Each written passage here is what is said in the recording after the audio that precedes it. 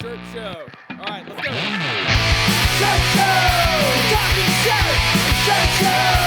Talking shirt! Shirt show! Talking shirt! Shirt show! Shirt, man! All right! Episode 167 of Shirt Show. We're doing a live Q&A at Shirt Show Summer Camp 2023. Let's go! There he is. Look at that cute guy. Hey, Boo. Hey. How's the mowing going? You got some crisp lines over there? I'm on yard 2. Now I'm headed to yard 3. Wow. Yeah, that's like the best day ever. Yeah, it's been pretty great. It's like 74 outside, sunny, cartoon clouds. I've been mowing and weed eating and drinking. I have iced tea in the cup holder on my lawnmower. Oh, Dude, chef's kiss. living the dream. I know. Well, I also have a smaller beard. I Trimmed didn't notice it that. way Yeah. down. Yeah. Let's get a close up. Can we zoom in on that? Can we see a little closer? You want to get in on this? Oh, there it is. Check this shit out too. I got grays coming in right here, and it just looks like I have boogers. It just looks like I have dried. Oh, like those little snot mustache boogers. running down. Yeah. Yeah, like I'm a fucking 3-year-old. Mm-hmm. Well, basically are. That's okay. Basically. Yeah. So, hey, why don't we let's stretch a little with Frank and talk about our partners, and then we'll talk about camp. Does that sound okay? Sure. Wow. Gosh, she caught me off guard there. Yeah, sorry. Wasn't expecting that. It's a nice surprise. I'm in a good mood, dude. Yeah, I mean, I need to call you mid-mow, I think, all the time. Then there's not as much blood in my brain because it's in other parts of my body. So you might not get a coherent sentence. We're talking about the same thing? Yeah, sure. No? Okay. Well, it all starts with a screen, and whether it's new stretches or restretches, Frank and his team do it the best. To find out more, go to graphicscreenfashion.com,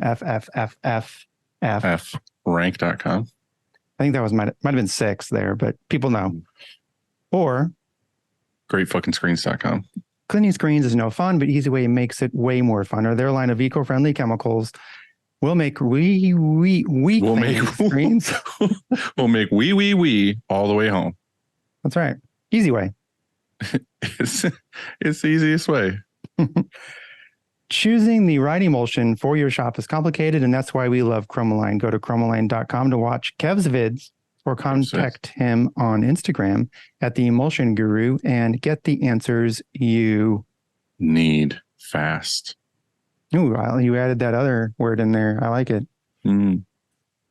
If you or your art department could use some love, then you need to go to 1-900-HOTStuff.com and get in touch with Nick or Lucas. Or Nick or Lucas. At Graphic Source and let them run your art department so you can focus on running your business. I got it right that time. Good job. Proud of myself. Mm-hmm. Let's see. So if you're not using DTF or screen print transfers in your shop, then you're a loser. I feel sorry for you. You're a fucking moron.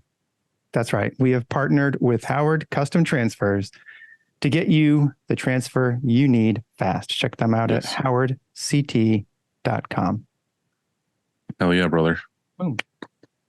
Got it. Nailed it. Okay, chill. Let's just chill. Let's breathe a little bit. How's your day, man? It's going to be hot there?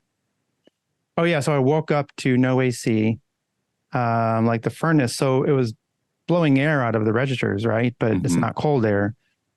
And I'm like, because there's a heat advisory here through Thursday. Today's Saturday, all the way through Thursday. It's supposed to be 100 degrees and we don't have AC. So we're on a plan though. Well, you okay? Yeah. We're on a plan. Did you know that? What's that My mean? house. So like what does it mean? I don't know, but I have a deal with an HVAC company where they service our AC twice a year, spring, fall. So you have like a service agreement? Yes. And if you have that service agreement, then like they came out on a Saturday, they were there within 2 hours, fixed it. It was a capacitor.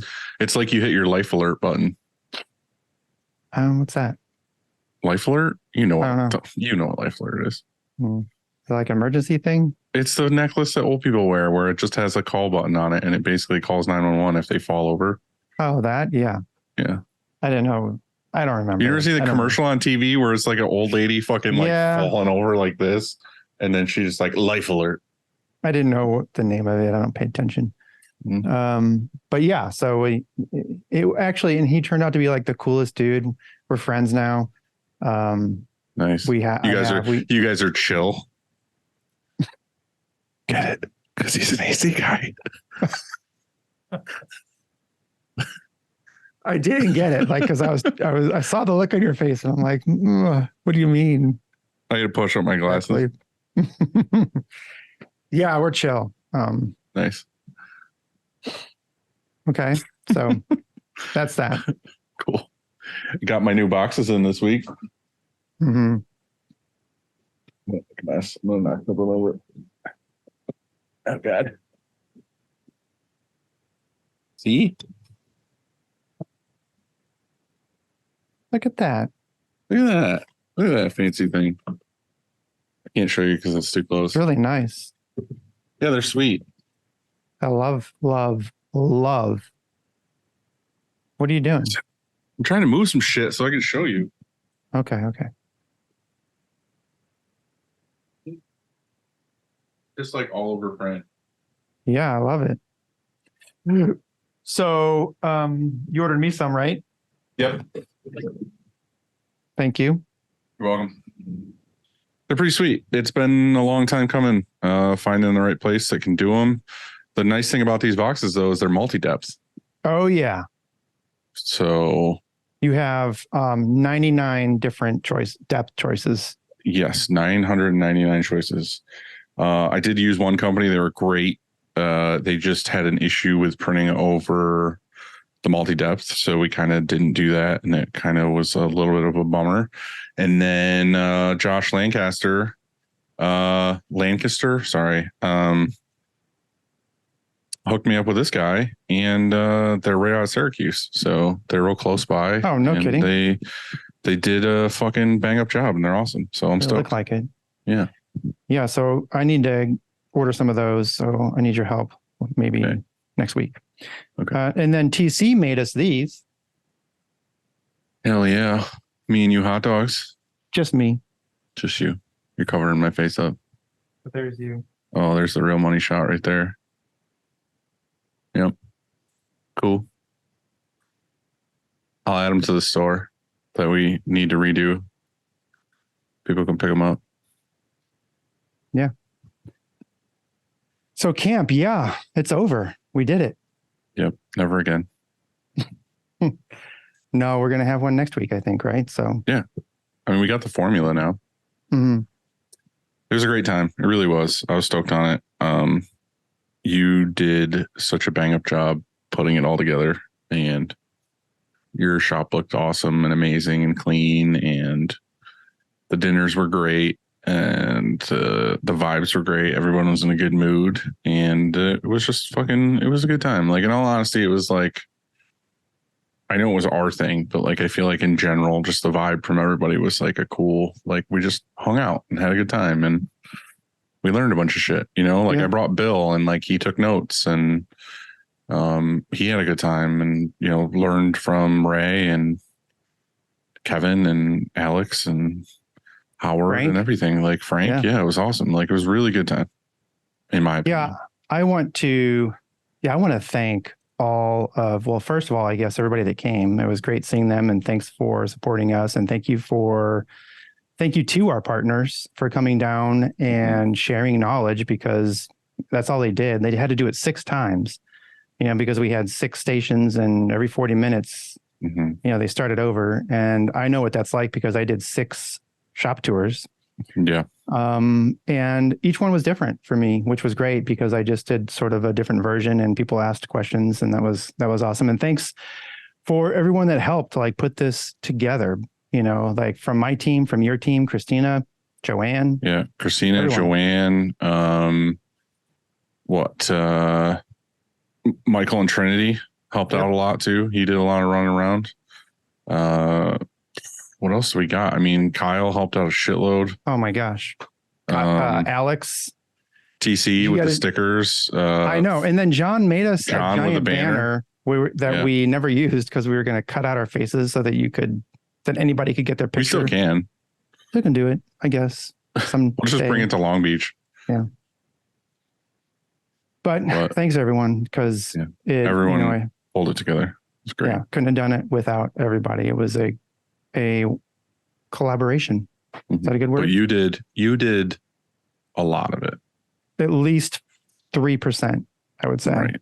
Yeah. Probably. I helped out where I could, but this was Andy's brainchild. So thank you.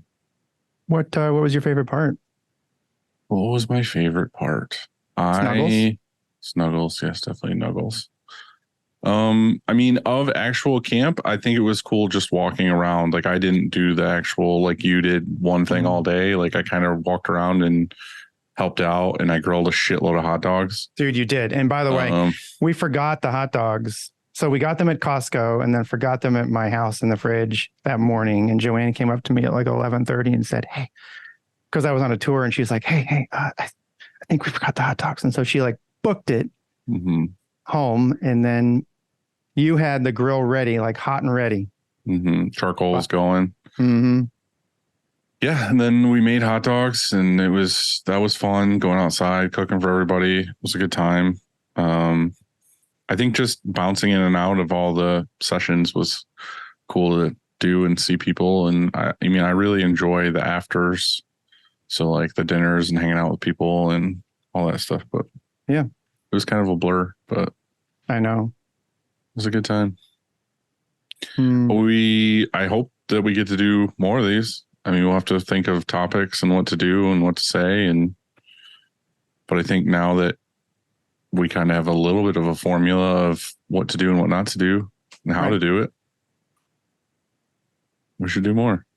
Yeah, we're sending out a questionnaire. If you're listening and you were at camp, you're going to receive this questionnaire on how we did and what we could do better. And be honest, please. Yeah, we'll take some notes and then we'll do it again some other time. Yeah, because for us, this is something that we want to do for all of us. Like it's not like we made money. We just wanted to do it. So if you have an actual opinion of like, hey, this would make this better, let us know. Like, yeah, we lost money, by the way. Yeah. So. I thought for a minute we were going to clear a couple hundred. And then I forgot the pins that I took it home. Forgot the pins. And Panera in the morning. Yeah. To plug in. We wanted to make sure like dinners were cool. We wanted to make sure everybody had a great time and the experience was good. Again, this wasn't like let's do this thing and make a bunch of money. It's not what this was for. This was for how to make the best white prints and hang out with our friends. I think that's it. So we recorded an episode while we were at the very end. And that's going to happen. We'll hit play on that one right now. I don't know. You should have done it at the same time. We could have done like this.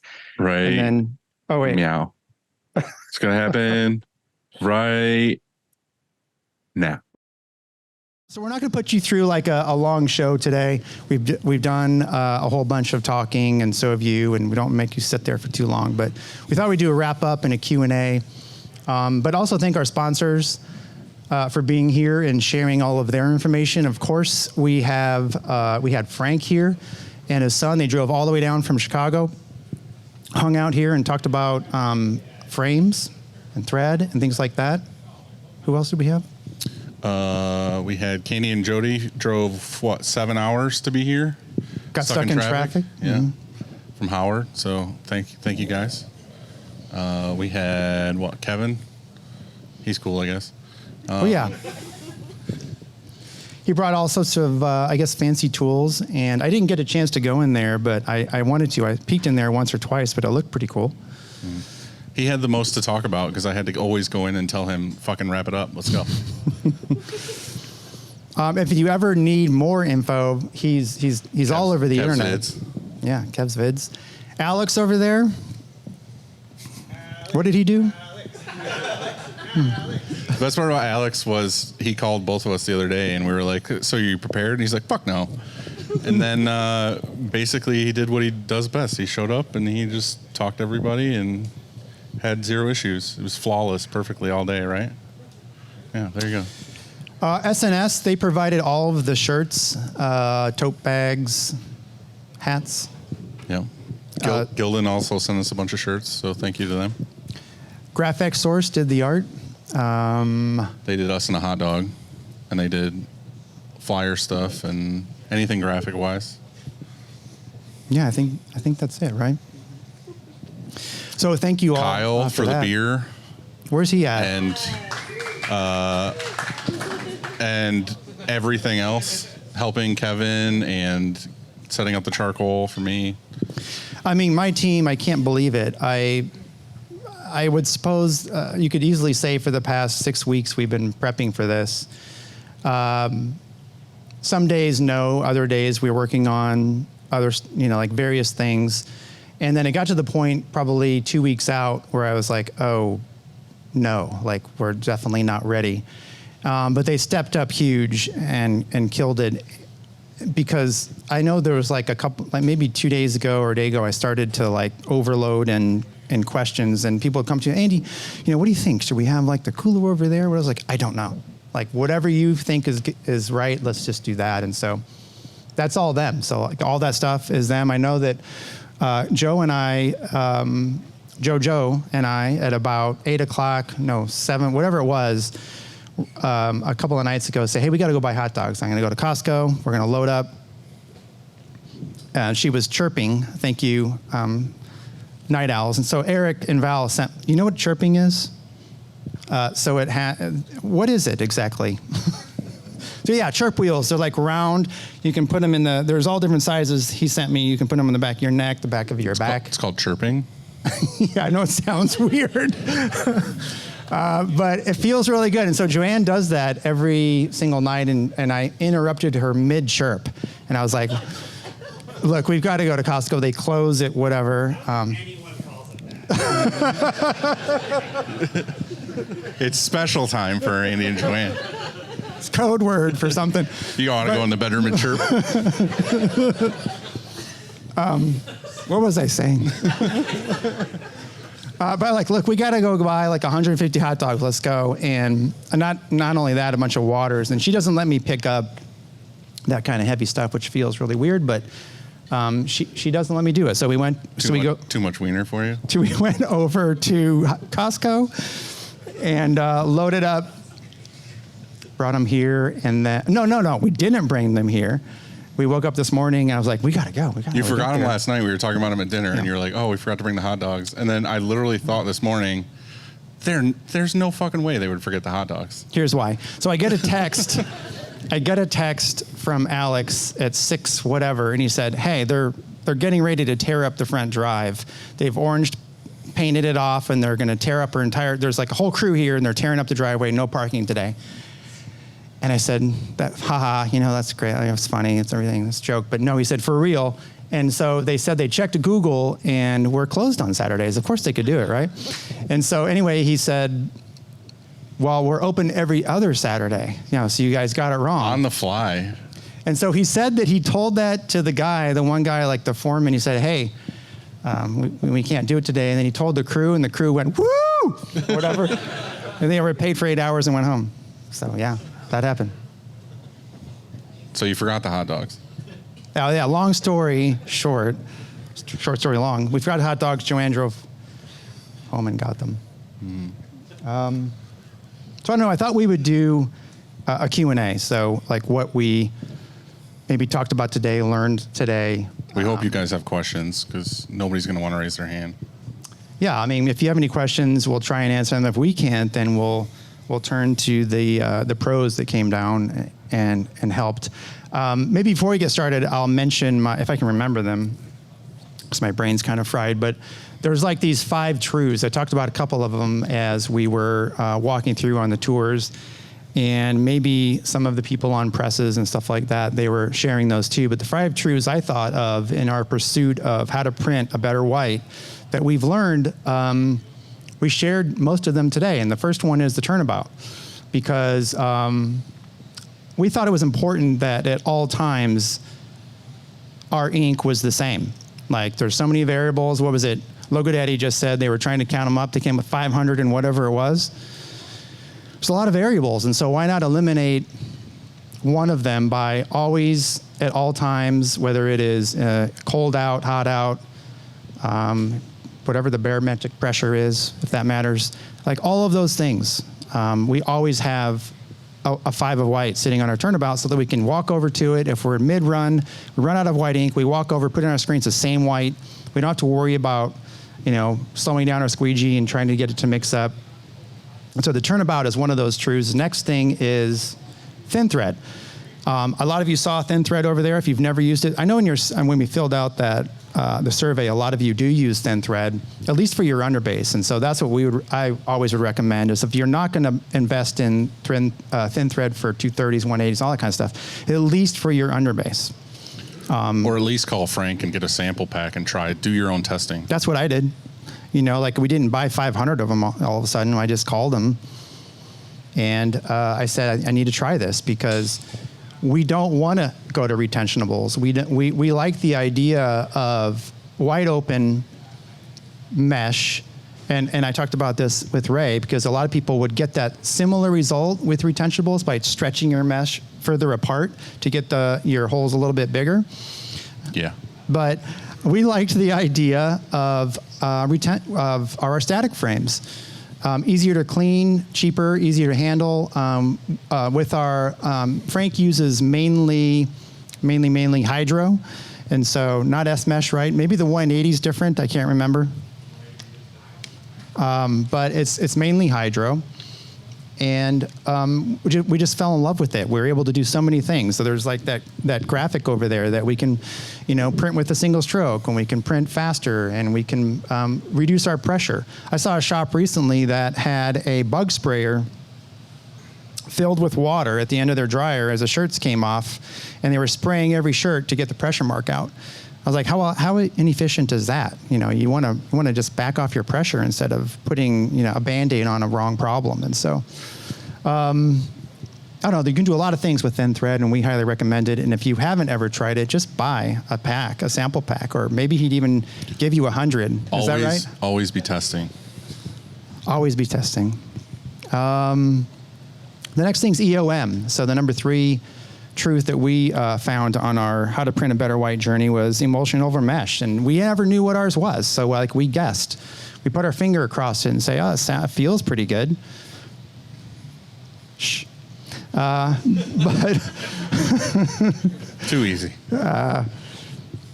And so, Frank, there you go again. So we couldn't invest in a meter at that time, and so Frank sent me his, and we tested everything, and we tried to determine where we were on what mesh, and we found out all sorts of things we didn't know. People DM me all the time, and they say, Andy, how do you coach your screens? 1-1? I say, I can't even answer that because too many variables. Too many variables. Like Kevin will tell you, he's over here somewhere. He'll tell you that if you have 50% solids, that means 50% of your emulsion is water. And what's on your screen at the end of it when it's dry? I don't know. So the fourth thing is our 629062. We gave that, I think, you one of those. Most people got one. If you haven't, we have some somewhere. We bought them for you. Those weren't given. So we bought them just because we thought that was part of the secret sauce. And if you're not using that, you should be. Last thing is the roller. There's better options. You have which we have one to give away. We forgot about that. Eric over at Action, I asked him for those squeegees, and he goes, anybody can buy those. So whoever has the best question gets it. Deal? It's a kit, so it's not just the roller. It's the roller squeegee, the frame, and the Teflon. We have one to ship anywhere except for Australia. Where you at?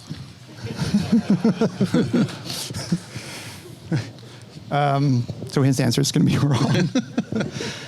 By the way, oh my gosh. So isn't that the raddest thing you've ever heard? This guy flies from Australia. Super disappointed.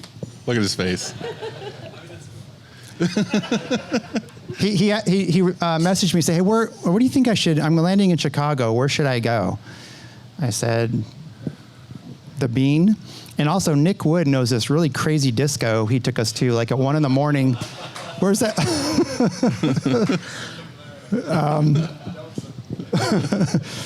And then he says, I'm gonna take the bus to St. Louis. I'm like, no, you're not. You will be stabbed. So yeah, he took the train. Was it pretty? Was it a beautiful train ride? It was so much nicer. Said he hates America. Have you ever been to America before? Oh shit. Are you ever coming back? Hope so. Yeah. The next summer camp. How long are you here for? Monday. One day too many. So we all gotta make sure that he has a great time. Tonight we have to go wild. Yeah. What are we forgetting? Next question. Oh yeah, next question. I just need one shirt printed, but once I get it, I'll have a really big order coming up. Can you guys do that for me? Dylan does. Yeah, I was gonna say Andy. Yeah, Howard can help you out. Call Candy, she'll do it. I mean, that is true. So what's our minimum? 25. 1. I mean, is it still 25 for DTF? Not with a gang sheet. We need to change that. Because, I think that there is something to be said for that, for sure. Well, that was our whole thing, was that we had all these people that come to us all the time for all these 10, 12, 14 color prints. And then sometimes when they only need 25 pieces, 50 pieces, we kept telling them, no. They had to get 100, 200 pieces, whatever. And then when we got really comfortable with DTF and all that stuff, we started saying yes to everybody. And then we kept those customers and gained new ones. So, Tyler. What's the biggest difference you've seen? I noticed you switched away from using the hot heads and going back to roller squeegees. What's the change there? What's the biggest difference for you? You gotta re-ask his questions so people that are listening. TC asked, what's the biggest difference we noticed going from, we used to have a hot head, just one, and then we went back to a roller squeegee. And I would say that we never got good at the hot head. I don't know that we really gave it a fair chance. So I think we got it, 2021 was the busiest year we've ever had. And then we installed the hot head and we're trying to figure it out. And we're just at a certain point just said, forget it. We're just too busy to figure this out. I think that our struggle with it was we never figured out how to get it to not slightly move the garment, and so we messed up a couple jobs and said, we don't have time or money for this right now. I think, Dylan, you use them though. We use them a lot. It works on some garments, doesn't work on others. We had a lot of issues with things that had some distance on it where the garment would move enough. Like a t-shirt, it was totally fine, but anything fleece, we always had a little bit of an issue. But for us, the best part about it was just pre-ironing or, pre-shrinking the garment before we printed on it. But we have 3 or 4 of them, I think, and we took them all down. So the newest thing is to try out stamps, just because it's straight down, straight back up. But the roller's great. Pretty much anything you can use as a tool to mat down all those fibers you should try all of them. I think as far as your question, as far as the bright white, we get it right most of the time. I think certain garments come through and we're probably all a little disappointed. And we have options. We can send it around again. Sometimes we do. But those are tough choices because, okay, well, we're going to send it around again, but then we're going to stack it up a little too thick. It's going to feel more plasticky. We're going to lose detail potentially, and we don't want that. And so you have to weigh, what customer is it? What would they want? What are they looking for in the result? And so, well, there was something that me and Bill were talking with Ray about over here was the pressures and the angle of the squeegee and not flexing it too much and all those things. All those variables matter. So there was 2 shirts he was showing, and the detail between my logo and Andy's logo with the too much pressure or not enough pressure was night and day difference. But does your customer know? Do you know? Can you sleep with at night knowing that you sent them with everything smashed out or not? So I think it's just a quality issue, especially nowadays. There's so much competition. so many different things. Do you just want to send out shit, or do you want to send out the best possible thing you can? So I think us as business owners, being in somewhere like this, I think everybody here wants to have the best possible thing. They don't want to settle. So I mentioned this to one on one of the tours I gave, and that is, I think that sometimes our quality control, maybe they're hesitant, to say that, wait, this isn't quite good enough to the press op. They're going to hold up a press. It's because, we're ready to go, and now all of a sudden we're going to say, hey, this doesn't look quite right. And, most time the press op is, they have to take that criticism constructively and not get offended and, like, hey, my shit looks great. What are you talking about?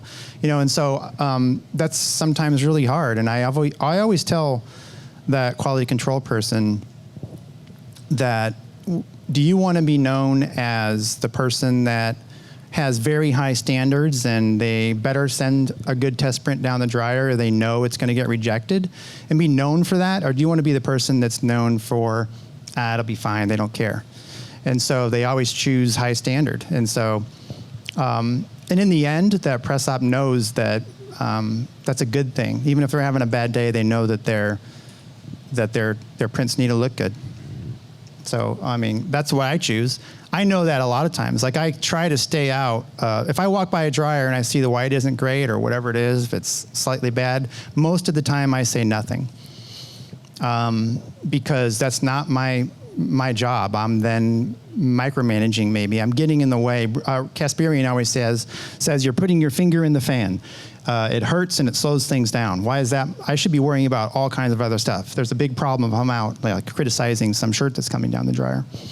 And most jobs look great. And so all of a sudden I'm going to come and like say that doesn't look good. That's like I think that's not a very good leader, unless I'm constantly pointing out all of our successes. And so it's a fine line. I'm saying this, and a lot of these people are here right now, and I don't know how they feel necessarily, but I try. I always try to get that right, my best anyway. I think that's something I always struggle with too, and like Bill's here, and he knows, is like they bring something out from the shop to get approved, and I know instantly when I first look at it, it's like, oh, I really don't like the way this looks, or I don't like the detail on this or whatever. But do you just swallow it and say, yeah, it's okay, it's passable? Or do you reburn a screen, or do you remix the ink, or do you something like that? I think we as owners and management have to be like, no, fuck it, let's stop, let's do it right the first time and get it out. We had the discussion yesterday here about shirt we were going to do, and it was like, yeah, it was 3:00, and we had that Thixotropic halftone going down that side didn't look so great, and it was like, oh, we did that on purpose. Like it was supposed to be like that. We'll tell everybody that it was supposed to be. We're demonstrating how this could look not so great. And Dylan's like, you can tell that to everybody? Well, then I guess that's fine. They're all just going to think your shirt looks like shit. The customer would have loved it, but then we have hypercritical printers coming through and looking at that and saying, well, sure, I don't really know what the fuck they're doing. And so we tore out screens, made new screens, and I guess we did the right thing. Next question. Anybody? He asked, basically, is like, do you have to be super gentle with in-thread, basically, is your question? Yeah, you have a team who's a much person. Right. Mm-hmm. I think they are a little more fragile just because of what they are. Yeah. It's not like that. It's not. We didn't really do much to change. We also weren't super crazy aggressive towards the screens, but they night and day difference print wise.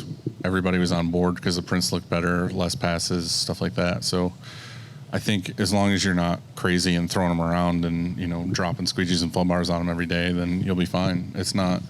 I feel like there is that stigma with a lot of people of like, oh, if I look at it just right or wrong or whatever, the screen's gonna pop. It's like we might pop a little more than usual, but not anything to be scared of as far as getting screens. What's the incentive to keep your shop so clean? Do you want to hang out here? He asked, what is the incentive to keep our shop so clean? Being proud of where you work? Yeah, I think everybody likes working in a cleaner environment. One of my first jobs in high school, I was outbound sales, and I would call these poor people and try and sell them some sort of like travel service. And we had to show up at that job in a suit and tie. I'm like, well, they're on the phone. Like, well, they don't even see me. What are you talking about? And so I think it's just a feeling you get when you're working in an environment that's clean, you know? And like I said earlier, we give tours. And so I have Girl Scouts coming through here. I have classes. We have Lindenwood. But didn't you say last time the Girl Scouts were here, they were like getting sent to the dryer? Kyle let them climb through our dryer and was like, this will be a fun ride. And so, you know, I think we're giving tours, and like I said, so I started off the tour saying that we're wide open. There's not a wall. You can see the back of the shop, and there are lots of other shops to go to. And so when you walk in here and you're getting ready to spend money, I want you to be confident that you're going to get some quality art and some quality, I don't know, service. Your shirts aren't going to be dirty or linty. Shirts aren't going to be dirty. We did, however, send some shirts to Texas one time, long time ago, and it had glow-in-the-dark ink on it, and they said it smelled like urine. So I don't know what happened, what we did wrong there, but that was the worst complaint of our odor we've ever had. It does smell like piss in You guys here. piss off an employee or something? With that, we pissed up on your- I just think it's one of those things like pick up after yourself. Like, we don't have to have dirty shops. Our shop isn't always this clean. Yeah, we do keep a clean shop. We shut down production for 2 days and did an extra special cleaning. I think that our shop has been this clean in certain departments at certain times, but as a whole, we all just, you know, went pretty crazy and cleaned it all up. Yeah, but I've been here a few times. It's a very clean shop. I think that having a dirty shop slows you down. Also, I mean, drop a shirt on the ground, there's fuzz all over it. Don't you hate when you go and you grab a print head or a Prox and you want to slide it and there's ink all over it, and then, oh shit, now you got to wash your hand. And I used to have the driest hands in the industry because I wash my hands so much. Now I have the softest hands, apparently, I'm told. Very nice. I guess I don't print as much anymore. All right. What's the best shop hack? Best shop hack we've ever heard. Baby wipes is my number one. Baby wipes. I don't know. There's been a million of them. I wasn't Kinetic had the inner pocket reverse fold thing where you could print all the way in the pocket without doing anything weird. That one was my favorite. I haven't had to try that one yet though. I think we stopped shop hacks maybe a year ago. Because nobody had any. Yeah, they started saying, oh, I think it's already been said or whatever. And so we kind of gave it up and moved on to other stuff. But they are really interesting. Somebody, I think they ask us all the time, hey, can you catalog those and put them really alphabetically on a website and everything? I'm like, oh, gee, maybe somehow. That'd be cool. I'm not doing it. Dylan's got that. Go back and rewatch them all. Yes, sir. I got a question. So as a very small shop owner, I think that like from the beginning of your show, I've gained just a ton of knowledge, and I look up to the both of you guys, and it's a really empowering experience. And so to me, from my perspective, in a lot of ways, if you guys have made it, you are at a really good place. So I'm curious, as people who I feel like have made it, what do you look at? Like, where do you look for inspiration within the industry, or where do you think that you should be as a shop owner? Yeah, I knew you fucking were going to give it to me. I don't ever feel that way. I never feel that way. I always feel like I am the dumbest guy in the room, and I like to ask questions, and I surround myself with smart-ass people like Kevin and Frank, and not so much Alex, but other people.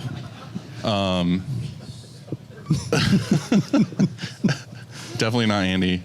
But honestly, like stuff like this, like going to shows and visiting shops, I think the best thing that I ever did was traveled and visited shops, because everybody's always got the smallest, stupidest, littlest thing. Like even today, all you hear, you probably saw something that you took a photo of and were like, fuck, why haven't we been doing that? Like it's a million things like that constantly, and doing the shirt show and all those things combined, it's like I'm constantly seeing little ideas. Like even me being here, like I've been here a couple times, like over on the table, Andy has like a thing with patches on it that's up, and I was gonna in my room just lay them down, and I was like, that's duh, why wouldn't I just do this? And it's like, it's just stupid stuff like that constantly that I pick up on, or Instagram or something inspirational that has to do with screen printing, that just constantly testing things or trying new things. So I don't ever feel like I've hit a spot where I'm like, I know everything about screen printing, because I will never say that in a million years. It's just surrounding myself with smarter people where I do have a question, I ask them, and I figure it out. So. For me, I think I felt like I made it before the shirt show. You know, I have, that sounds conceited. But let me tell you why, and that is because I married my best friend. I have a shop that that I can, at the end of the day, have enough left over financially to buy a hot dog. And then I go for a walk every evening and have a popsicle, sugar-free popsicle with her. And then I go to bed. And then you what was it called? Don't ruin this, Dylan. You chirps. I'm trying to be, I'm sharing my feelings right now. We just told everyone how you fucking made it. Well, okay, so people, when you said made it, I mean, everybody measures success differently. I mean, some people have goals of, I want to make $1 billion. And some people have goals of, I just want to, go to a place and work with a team that is trying to do good things. And then at the end of the day, go home, have dinner, chirp, I'm gonna chirp so hard next time I stay at your place. And then, wake up and do it again. I mean, what's wrong with that? And so I am a minimalist, and I explained to a lot of you, a bougie minimalist. And so I like not very many things, but those things I like are very, very nice. And so that's all I need. I don't need a whole lot of stuff. I'm older now. When I was younger, I was like, I'm going to be the biggest shop on fucking earth. That's what my thought was. I was going to dominate. And then I got to a point where I realized that's exactly what I didn't want. It wasn't fun anymore. Like, it was fun when I was smaller, and so we downsized. We actually I'm not so much in space, but just in our team and and our volume. Like I said, 2021 was our record year, and I said, my gosh, I don't want to ever be bigger than this. We say 2 presses or 10 presses, and we both landed on 3. We'll say 3. It's nice having that bonus press to throw stuff on or to whatever, and so yeah. Does that answer the question? Yeah. Anybody? Not again. You don't get 2. You showed up late. You don't get fucking 2 questions. What happened today is your next question. I heard something about 3 a.m. That's what I heard. No, that was the other two. He stayed all night. My question is really like, what are some current variables you guys are trying to tackle in shops? Did you hear it? Variables that we are trying to tackle in our own shops right now. Do you have any off the top? People. I think our biggest thing for years was I always had the mindset, and people who listen to the show will know from years ago that I was always the relaxed one, and my people ran everything, and everything was great and whatever. And then over the last year, we decided to grow up a little bit and put certain things in place. And then people of the old guard basically said, screw that, I want to do what I've been doing, and I don't like your rules. And that didn't fly with us. And basically, Bill's here somewhere. I don't see him. I don't know where he is. He's here somewhere. Has been putting all the pieces back together and making it a better place. So for me, it's been just becoming more, I wouldn't want to say professional, but HR and putting rules in place and guidelines for new hires and all those things. So that's been like our biggest thing. Production's been great. Everything, we have all the toys. I think it was, we have everything we want as far as the shop and the tools. We just need to get people on the same page. That's a good answer. I think that to give you something different, though, I would probably say I I would probably say DTF for us because I think we need to get high color counts. Sure, we have a 14 color, subtract 3 flashes, 3 cools, turns into 8. I think we need to get high color count stuff, even if it's 200, off our presses, because it just causes problems. You know, like I would rather go to DTF options, and we have been. The problem is getting sales on the same page and when to do that, like the proper flow chart for that. Yeah, that's been a problem for us recently too. That's one of our biggest bottlenecks is, like I said, we've been adding so much of it that heat press was always an afterthought. It was always an add-on. Now it's not. It needs to be like its whole own department with its own scheduling, its own everything, and we haven't had that. We've always had our schedule, and the top is like, oh, these need to be heat pressed. It's like, no, we need to have that as like a line item, as like an actual job that has to get done, and that's something that we are working on right now. I think that somebody who has that figured out well is Scott. Is he still here? Did he get the hell out of here? He's right there. I see his shine off his head. He's in a long time ago. We made a chat, just a group chat, some friends called the Mild Boys, and he's in it, and he's relentless about how many times he posts about the DTF. I have to put it on, what is that, mute? What is it called? I had to block him almost. But he's like always posting things, but they all make sense. But he's the guy, like if so, we talked about making friends earlier. He's not only a good friend, so to just like make friends to get his info, but he knows a lot about create your own support groups. Yeah, DTF. And how many do you think transfers are you running weekly? If I would probably have to go by the meter, but we're probably 100 to 300 meters a month. Meters. Right. It's a lot. The Australia guy knows what meters are, I think, right? I think that's a foot or two. I don't know. What is that? Yeah, I mean, that's what impressive. Is metric? That's impressive. I mean, and also he has an auto. 2 autos, yet he's running hundreds of meters. Hundreds of thousands of feet, right? It could wrap around the earth twice. Right. Wow. So yeah, I think that for us, we want to figure out, and Kyle will tell you, but he's torn. So Kyle has a personality of, I want it. Printer die. We have 14 colors. Let's pull all the flashes out and flash in the offload and put 14 screens up because that sounds fucking fun. Let's do it. And then at the same time, when we do it, he's like, why did we do this? Like, we don't have time for this production, and DTF maybe is better. And so, like, it's tough. Those are tough choices, but I am 100% sincere that I think, and everybody knows, like, if you've been to Long Beach or any of these shows, like, it's such, I can't even believe how fast it came. It's emerging still, though. It's growing still. And the key is to do it fast. And so we have 2 shuttle MEMs. It's not even the fastest. I mean, there's carousel. Eric over here knows about that. There's carousel heat transfer presses. Scott, I think, maybe even has one or is designing one or doing. His dad's making it or something. So, I mean, it's a DIY thing. It's just like, how fast can you transfer? Can you transfer faster?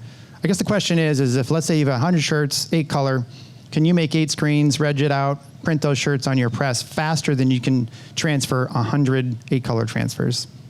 And how close is the quality? And how close? And the customer, is it cool? We have a customer, granted it's a dispensary, but he requests DTF. He's like, that's all I want now. And it's 1,000 colors or whatever it is, but it looks great. I'll be honest, I like screen printing more. I think we all do. But it's another tool in our tool belt that makes sense for certain things. Agree. And as a screen printing purist, I think you say that, because I started in my garage for like, this looks cool and this is fun. And so maybe it's harder for me to accept some sort of different, method. But as a shop and as a business owner, what makes sense, and trying to keep stuff off your presses that are just slowing it down like a giant speed bump, and then maybe it makes more sense. John Logodaddy. It just depends on the customer. We actually. That's not a question. It's a comment. Okay. I'm trying to win the role. We just recently had a customer, and it was the same thing. It was a sim process job. It was a pretty big one, it was like 250 pieces. We're like, man, we got smaller presses. We're like, this is a customer. It was just this event they were doing. They need more color. I'm like, man, we don't have time to tackle this right now, so let's just do it in DTF. And we did, and the customer got the shirts, accepted the shirts. Everything was fine, but some of the feedback we're getting is we don't really care for the shirts because those do packaging. You know what I mean? Because it was a large back print. You know, so we're like. It just really depends on. That's what's hard. Is it's scary like when you do that because you can't affect customers. You have to, and we discussed with the customer first. We're like, hey, we're going to do this digitally, so it's going to feel a little different. It's going to be more like this, but it's still at the end of the day. Then now I feel bad because I just got that feedback today where he's like, yeah, I've been hearing that the customer wasn't really. Yeah, but there's that, you know? There's different things though, and Scott can talk about this too. He's talking about in the chat is like negative space, right? Like in the artwork, taking it out where you can take it out throughout it, so it's not a giant patch. Yeah. And half toning certain things, or driven. Yeah, it's got to be very solid. Yeah, and just post pressing with different materials. Did you do that, by the way? What? Like a potato sack or whatever the hell? What is it? Heavy linen, or a potato sack, whatever. You guys don't have potato sacks? By the way, Christina shows up at our house yesterday, the day before, with a present for. No. So she shows up, and the present shows up on our doorstep, and we open it up. It's a box. It's beautiful, like box. I thought like an apple box, and there's gold foil, and inside was a potato. And it, I guess it was on Shark Tank. I had a picture of Joanne's art on it. And a picture of Joanne's art on it. Genius marketing.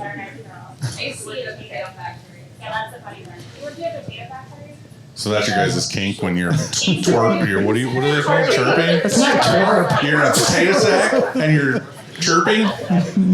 You guys are fucking weird. Teach their own. Jeez. Yeah. What you got? So, just a weird thought, but you know, with your shops the way they are, with you guys being, you know, having those circles with similar shops with that status and stuff like that, do you see like a 3D printing shop becoming like truly franchisable? Were we just talking about that at dinner with Embroid Me? Yeah, we walked into to dinner on Thursday, and to the left was an embroidery. We're like, oh my God, those are still around? Franchisable. Well, wasn't that your thing that you talked about? That you wanted to have multiple? But I was like now thinking like this is harder than possible with all the variables. I think the variable rates are Yeah, Yeah. that's the education process is great. I have a hard enough time running one. I think that's what's unique about it. It's so difficult that it would be, you know. It's even people that have one shop that are like, I don't know how I could do a second shift. To be like in the same fucking building, and you want to move another one in another state and be like, let's figure it out. Yeah, I don't think so. I don't like the idea. I just think it would never be the same. You know, like how do you repeat what you've got going on and have that? And yeah, I guess franchise means that there's going to be somebody else buying it, and then you're going to give them your formula.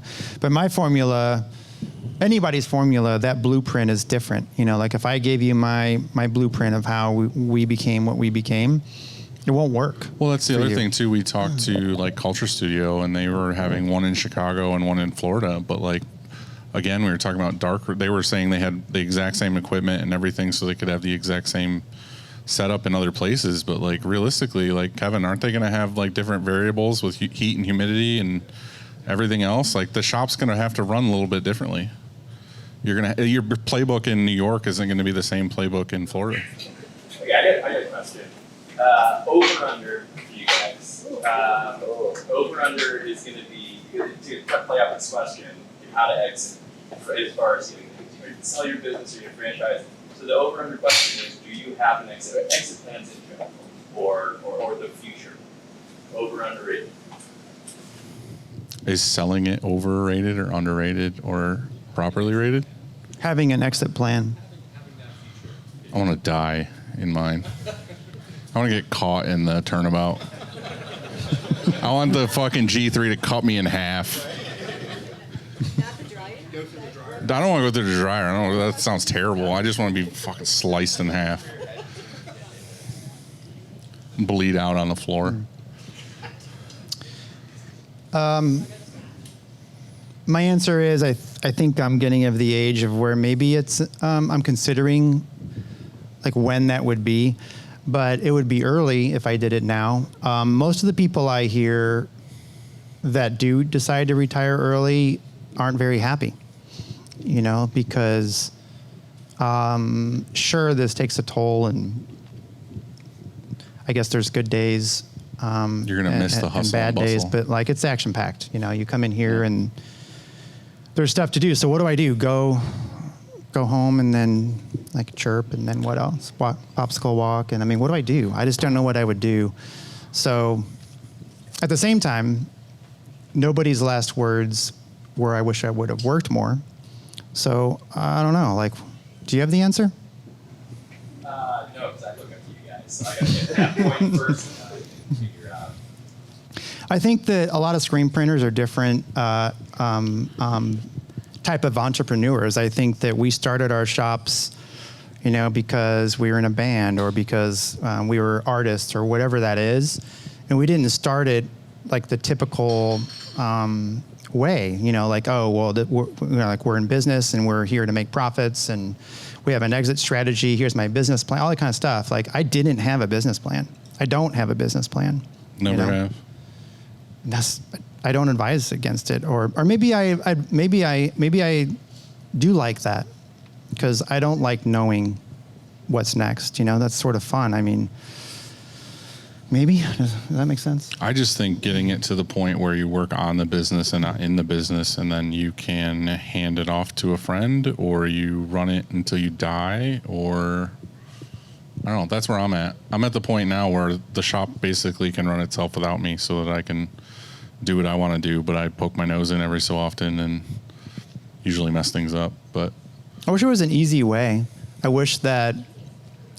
I mean, I've heard of ways that you can sell it to your team, like everybody can buy it, co-op. Like I just don't want to do anything else. They can have it, you know, and I can be done. So I hate for it to go away. You know, you work so hard at something like this. Next question. Yeah. And anybody in the back? This question is for Andy. What did you learn from having all of us here in your shop? And are there things that you're going to change or try when we all leave? Like what you learned prepping for it?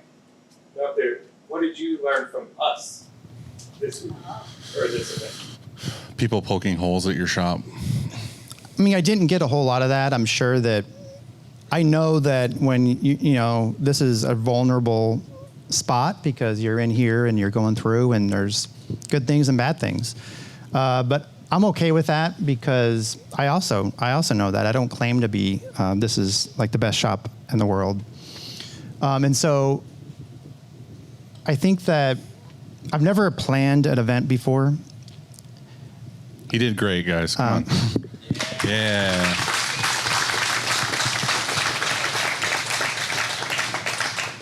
I had a lot of help, by the way, with that, but I've never done it before. We've been to a lot of them, and so, you know, you learn from being to them, and you want to take away some of those things you liked about that stuff. And so, I don't know, I think I learned, honestly, the thing I learned the most, and maybe this sounds cheesy, is that people here that help me really care. Like I couldn't have done all of this, you know, without all of these people here. I just couldn't have. And so, yeah, I think that's probably the best answer, is that they care you more than I thought, which is pretty kick-ass. You want to upstate next year? Fuck no. What do you ask? Next question. What do you say? He said, are we going to upstate next? Why not? I've never even been. Yeah. See? Even Andy won't come. Never invited me. No. True friends. Exactly. I've been here like 4 times. Yeah. I say that we should just do like a lodge up in the Adirondacks, and we all just hang out and snowboard and play in the woods and actual camp next time. And then we can go by upstate if you guys want. I don't care, but yeah, we can hang out. We can go trash Tony's place. Why don't you have lids on your plastisol meters? Lint on our plastisol. She said, why don't you have lids? Because of what you just said, lint on your plastisol. We love getting lint on our. So why don't we do on some? Where don't we? How do I answer this? It's Kyle's fault. The answer is laziness. Yeah, so I think we just praised his crew and then just fucking caught him down. I mean, see, right there, exactly. Like, that's something that we can improve, that we know we can. I think there are lids on a lot of them. Certain ones that we just go through so fast that I guess it just stays open. Because we use a superior ink where we don't necessarily need a lid. Was that your answer?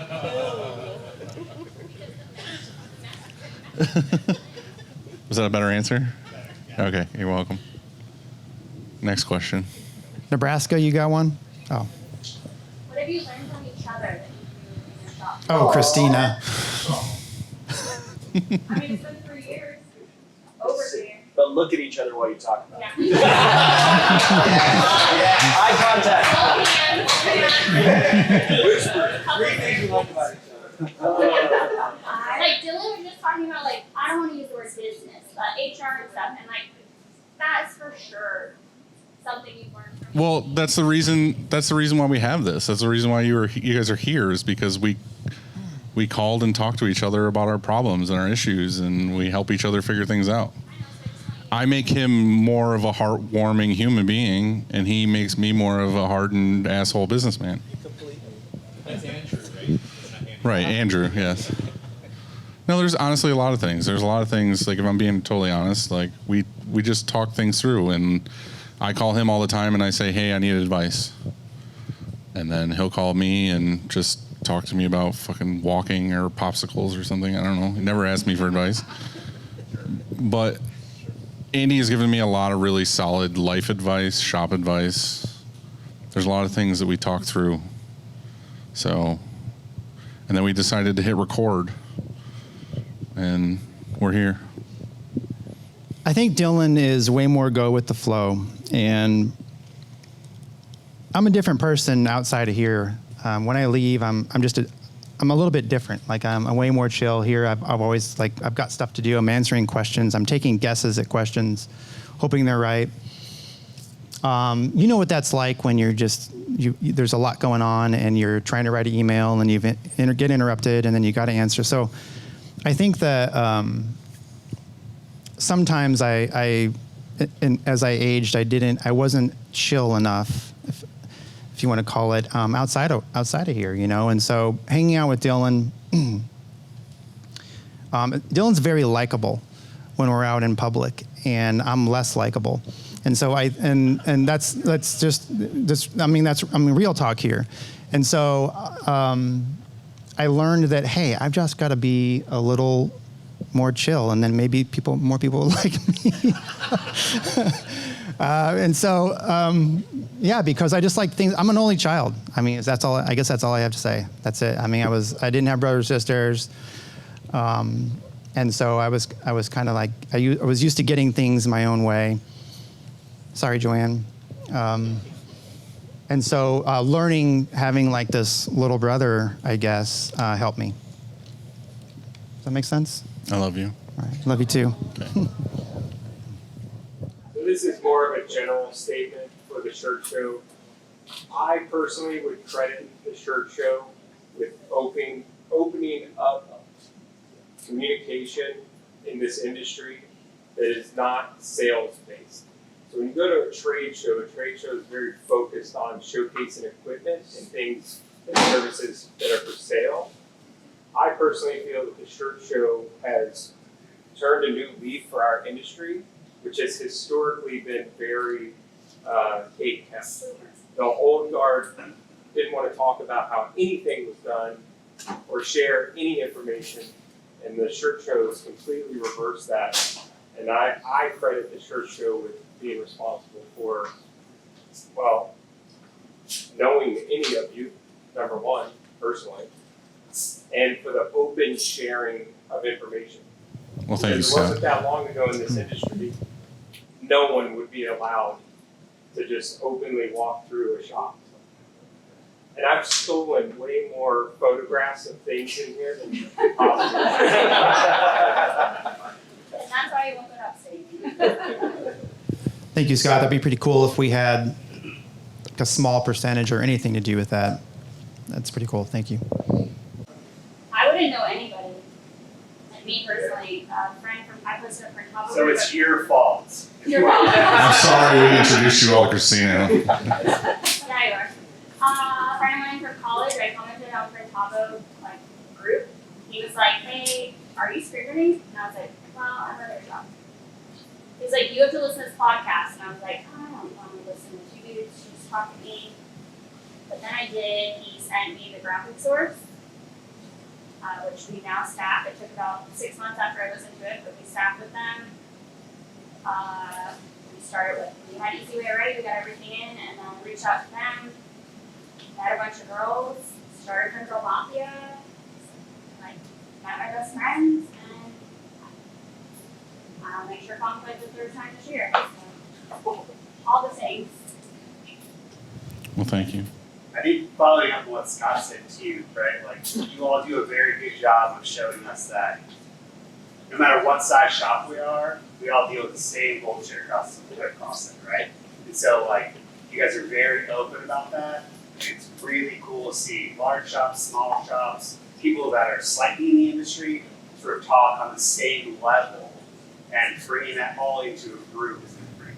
I think that's been the number one thing that we hear from most people is that, oh, I was in this hard spot, or I was going through this thing with sales, or I was going through this thing with printing, and then I realized that everybody else is in the same boat, and it gives me the courage to continue or to grow, or I'm not just an idiot messing this up. I'm on the same page with everybody else. So I do also think a lot of people felt like a ton of presses and a ton of success.